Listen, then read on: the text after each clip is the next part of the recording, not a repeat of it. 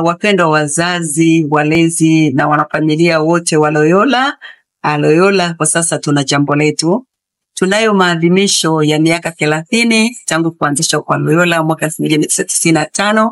Mimi nikiwa kama mwakilishi wa wazazi katika bodi ya shule ya Loyola, na wakaribisha wazazi wote, na wakaribisha wale wote ambao walishaikuwa na watoto ambao wamesoma hapa Loyola kwa ajili ya kushiriki kwenye tukio hili muhimu, wakiwemo pia Loyola alumni pamoja na wote yule ambaye ameshiriki kwa namna moja au nyingine. Tunaenda kuwa na tukio letu la uzinduzi wa shughuli hii tarehe 24 mwezi wa 5 siku ya Jumamosi kuanzia saa 10 alasiri.